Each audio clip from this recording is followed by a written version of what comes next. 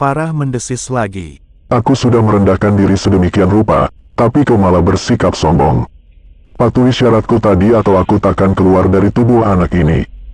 Umi Han tak memedulikannya, ia merasa sudah cukup lama memberi tenggang waktu, lalu ia mengangkat tangan kanannya dengan telunjuk ke arah atas, dan berdoa lirih. Ya Allah ya Aziz, ya Qahhar, ya Qawiyyu ya Matinu, ya Jabbar ya Mutakabbir, hamba memohon dengan rahmat-Mu, kalau makhluk di dalam tubuh anak ini mau dengan sukarela keluar dari tubuh anak ini, maka mudahkanlah ia untuk keluar, dan tutup jalannya untuk masuk lagi. Tapi apabila ia bersikeras tak mau keluar, hanya Engkaulah yang berhak menghidupkan dan mematikan, hamba berserah diri kepada kuasa-Mu. Ya Hayyu ya Qayyum, birohmatika astakis. Lalu Umi Han mulai membaca surat Al-Baqarah. Telapak tangannya masih menempel di dada dan ubun-ubun Farah. Tubuh gadis itu bergetar lagi, matanya membeliak-beliak, tangannya menegang hendak melawan tapi tak mampu. Ketika Umi Han sudah membaca hingga lebih dari 100 ayat surah Al-Baqarah, tubuh Farah terkulai lemas, pingsan. Umi Han menyambut tubuhnya. Farah, panggil Umi Han sambil menepuk pelan pipi Farah. Farah, bangun sayang. Pak Syamsul turut memanggil dengan suara bergetar karena menahan cemas. Perlahan mata Farah terbuka, sesaat gadis itu menyipitkan matanya seperti menahan silau cahaya yang diserap penglihatannya. Umi, gadis itu tersenyum lalu memeluk Umi Han. Kepala Farah kok jadi enteng begini ya? Dada Farah juga terasa lebih lapang. Alhamdulillah, ucap Umi Han penuh syukur bercampur haru. Pak Syamsul tak henti-henti mengucap syukur dalam hati. Selama belasan tahun belakangan, ia tahu betul bentuk raut muka anak gadisnya, tak pernah secerah pada hari itu. Ucapkan terima kasih pada Umi, kata Pak Syamsul kemudian. Makasih ya Umi, ucap Farah santun sambil mencium tangan Umi Han, disambut usapan lembut wanita parubaya berwajah teduh itu di kepalanya. Sama Han juga, lanjut Pak Syamsul sambil tersenyum menggoda. Farah melirik malu-malu pada Han. Makasih Abang Han. Dek, Han terkejut mendengar Farah menyebutnya Abang. Pak Syamsul tak kalah terkejut, menatap anak gadisnya seolah tak percaya, sebab selama belasan tahun, ia tak pernah mendengar Farah berucap selembut itu. Kini ia merasa sosok lembut, periang dan manja anak gadisnya sewaktu masih berusia 5 tahun dan hilang selama belasan tahun, telah muncul kembali. Pak, Farah kok jadi lapar ya? Ucap Farah malu-malu. Membuat semua orang yang ada di ruangan itu tertawa, kecuali Pak Syamsul yang tampak tercenung, tak melepaskan pandangannya dari wajah Farah. Kini ia semakin yakin, bahwa anak gadisnya itu benar-benar telah terbebas dari gangguan makhluk gaib yang selama belasan tahun menguasainya. Pak, Farah lapar, ulang Farah. Membuat Pak Syamsul sedikit kaget karena melamun. Iya sayang, kamu lapar ya? Sahutnya lalu memindahkan pandangan kepada asisten rumah tangganya. Tolong suruh temanmu di dapur untuk menyiapkan makanan, sudah hampir siang ini. Baik Pak, asisten rumah tangga itu mengangguk dan bergegas berlalu. Farah, udahan, ayo sini, masa peluk Umi terus, kasihan Umi kecapean tuh, tegur Pak Syamsul karena Farah masih saja bersandar sambil memeluk bahu Umi Han. Adem Pak, sahut Farah sambil mempererat pelukannya. Umi Han hanya tersenyum sambil mengusap kepala Farah. Pak, makan siangnya sudah disiapkan, kata asisten rumah tangganya datang memberitahu. Ayo Farah, ajak Umi dan Han untuk sekalian makan siang, kata Pak Syamsul. Ayo Umi, makan yuk, ajak Farah sambil melepaskan pelukannya. Umi makannya nanti saja, kata Umi Han sambil tersenyum. Baru jam 11 lewat ini. Biasanya Umi makan siang sehabis sholat zuhur. Tapi Farah udah lapar banget Umi, kata Farah. Kalau nunggu makan sampai habis zuhur, entar Farah pingsan lagi deh. Kedua sudut mata Pak Syamsul sampai menitikkan air, ketika mendengar ucapan polos anak gadisnya. Nada ucapan yang telah hilang selama belasan tahun itu benar-benar telah mutlak kembali sekarang. Memang, sebelumnya Farah memang sering juga bersikap manja, tapi manjanya cenderung ke arah memaksa dan pantang kalau tidak dituruti, bahkan terkadang juga memakai kalimat kasar serta berteriak atau menjerit-jerit. Han juga jadi tercenung mendengar ucapan polos Farah, karena yang biasa didengarnya dari ucapan gadis itu hanyalah kata-kata dengan nada kasar, menghardik, menghina, paling banter kata-kata godaan manja bercampur genit. Jangan ditahan, kalau memang sudah terlalu lapar Farah makan saja dulu, Umi nanti makan siang di rumah Umi saja, kata Umi Han. Sekarang Umi mau melihat Mama Farah dulu, katanya sakit ya. Farah mengangguk sedih. Iya Umi, kasihan Mama. Tiba-tiba saja gadis itu mulai menangis. Allah sayang sama Mama Farah. Allah ingin menggugurkan dosa-dosa Mama Farah dengan memberikan cobaan berupa sakit, kata Umi Han sambil mengusap punggung Farah. Farah makan saja dulu ya, Umi mau lihat Mama Farah.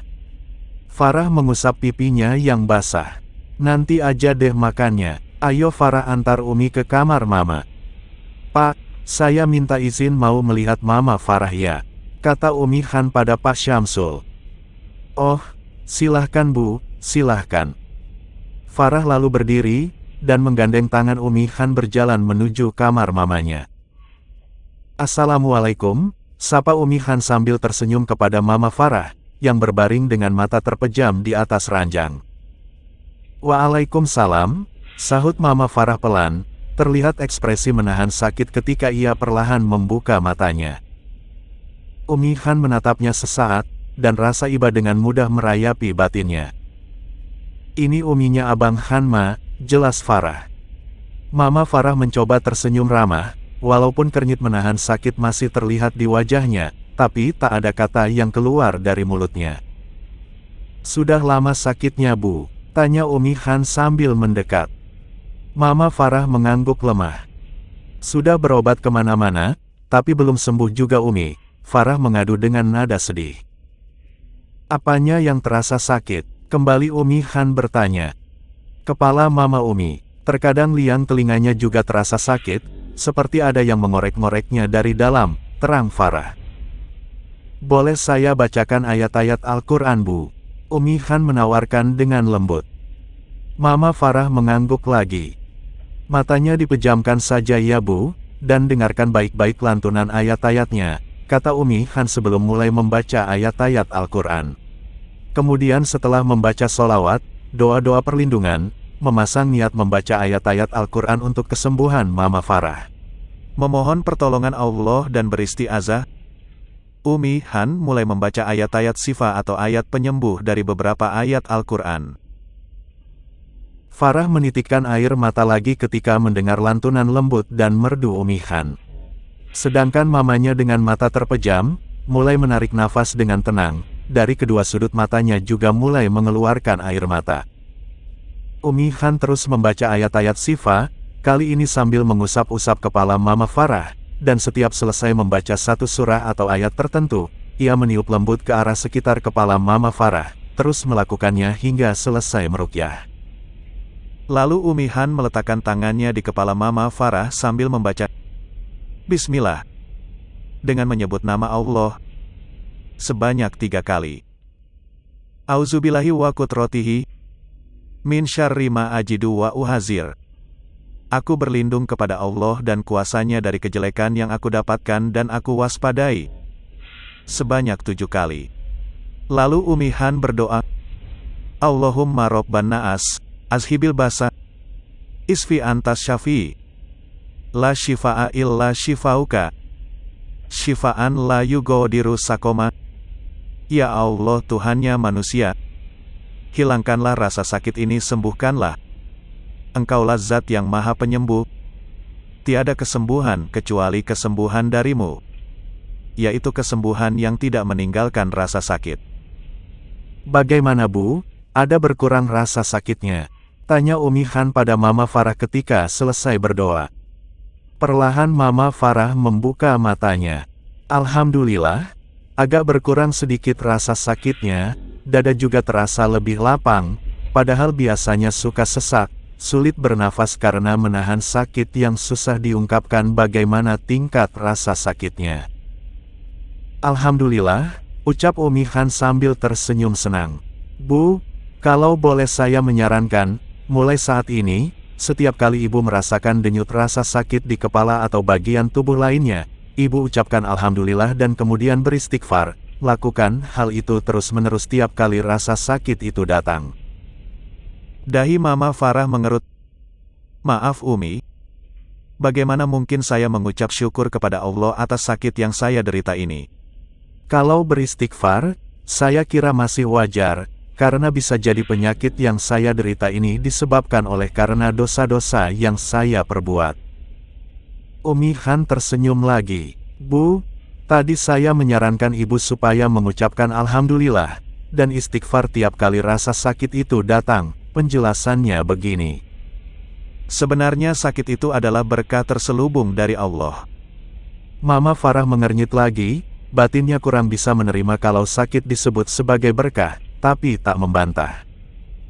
Umi Han melanjutkan, tadi ibu mengatakan, bahwa bisa jadi penyakit yang ibu derita ini disebabkan oleh karena dosa-dosa yang ibu perbuat, itu ada benarnya. Allah berfirman dalam surah Asy-Syura ayat ke-30. Dan musibah apapun yang menimpa kamu adalah karena perbuatan tanganmu sendiri. Dan Allah memaafkan banyak dari kesalahan-kesalahanmu. Tak ada satupun dari kita manusia yang luput dari salah dan dosa. Sakit termasuk musibah yang bisa jadi diakibatkan oleh salah dan dosa kita kepada Allah. Tapi Allah Maha Pengasih lagi Maha Penyayang. Karena dengan kita diberi musibah atau cobaan berupa sakit, adalah cara Allah untuk menghapus atau menggugurkan dosa-dosa yang telah kita perbuat. Mama Farah tekun mendengar, dan Umi Han melanjutkan lagi penjelasannya. Rasulullah Shallallahu Alaihi Wasallam bersabda dalam salah satu hadis yang diriwayatkan oleh Imam Muslim. Tidaklah menimpa seorang mukmin rasa sakit yang terus-menerus, kepayahan, penyakit, dan juga kesedihan, bahkan sampai kesusahan yang menyusahkannya, melainkan akan dihapuskan dosa-dosanya. Dalam hadis lain yang diriwayatkan oleh Imam Bukhari, Rasulullah Shallallahu Alaihi Wasallam bersabda, tidaklah seorang muslim tertimpa suatu penyakit dan sejenisnya, melainkan Allah akan menggugurkan bersamanya dosa-dosanya, seperti pohon yang menggugurkan daun-daunnya. Itulah kasih sayang Allah kepada orang-orang beriman. Allah ingin membersihkan diri kita dari dosa, sehingga jika kelak kita menghadapnya, insya Allah kita akan terbebas dari siksa api neraka. Nah, atas kasih dan sayang Allah, yang sudah memberi ibu musibah atau cobaan berupa sakit untuk menghapus dosa-dosa itulah yang saya sarankan tadi, agar ibu mensyukurinya dengan berucap Alhamdulillah. Dilanjutkan dengan beristighfar memohonkan ampunan agar dosa-dosa itu semakin cepat berkurang dan insya Allah ibu semakin cepat menuju kesembuhan. Mama Farah mulai memahami penjelasan yang diberikan oleh Umi Han. Perlahan dari kedua sudut matanya mulai meneteskan air. Batinnya mulai menerima bahwa rasa sakit yang ditanggungnya selama bertahun-tahun lamanya itu adalah sebagai bentuk kasih sayang Allah untuk menghapus dan menggugurkan dosa-dosanya. Ia mengerti sekarang maksud Umi Han, yang tadi menyebutkan bahwa sakit sebagai berkah Allah yang terselubung. Alhamdulillah, terima kasih ya Allah, ucapnya lirih sambil terisak. Astagfirullah. Wajah lembut dan bersih Umi Han tersenyum haru. Memang cobaan sakit itu berat Bu. Tapi banyak berkah dan kebaikan dari Allah yang kita dapatkan dari sakit yang kita tanggung. Oleh karena itulah, makanya orang yang sedang sakit selalu dihasut oleh bisikan jahat setan, supaya berburuk sangka kepada Allah atas sakit yang dideritanya. Sehingga orang yang sakit kerap tidak sabar dan banyak mengeluh. Itulah yang diharapkan oleh setan, supaya proses pengguguran dosa yang sedang dijalankan oleh orang yang sakit mengalami kegagalan, sehingga yang didapatkannya dari sakit itu hanyalah penderitaan yang berkepanjangan. Ibu, jangan dilawan rasa sakit itu, biarkan saja, pokoknya ibu ingat saja, bahwa tiap kali datang denyut rasa sakit di kepala atau bagian tubuh yang lainnya itu berarti adalah proses pengguguran dosa. Dan ucapkan Alhamdulillah sebagai rasa syukur ibu kepada Allah, karena telah berkenan menggugurkan dosa-dosa ibu. Lalu ucapkan astagfirullah dengan hati yang benar-benar tunduk memohon ampunan Allah supaya dosa-dosa itu cepat berkurang. dan insya Allah penyakit ibu lebih cepat disembuhkan oleh Allah Subhanahu wa Ta'ala. Amin ya Allah. Terima kasih banyak Umi, ucap Mama Farah sambil mencoba tersenyum, air matanya masih berlinang. Memang, denyut rasa sakit itu masih menyerbu sekujur kepala dan liang telinganya, walaupun tingkat rasa sakitnya sudah agak berkurang daripada yang biasa dirasakannya, tapi bedanya kini batinnya jauh terasa lebih tenang setelah mendapatkan pencerahan dari Umi Han. Tiba-tiba Farah yang terdiam sambil menangis dari tadi memeluk Umi Han. Umi, Farah ingin belajar agama dari Umi. Umi, ajari Farah sholat. Farah belum bisa sholat Umi. Farah juga ingin bisa melantunkan ayat-ayat Al-Quran seperti Umi dan Abang Han lakukan tadi, rintihnya sambil terisak. Umi Han tak kuasa juga menahan air matanya. Iya sayang, kewajiban Umi memberikan ilmu kalau Farah sudah memintanya, katanya sambil mengusap-usap lembut kepala Farah. Farah tidak pernah mendapat ilmu agama Islam Umi, kata Mama Farah. Karena Farah selalu mengusir setiap kali kami mencoba mendatangkan ustadz atau guru ngaji. Saya juga heran kenapa Farah sekarang kok tiba-tiba ingin belajar agama.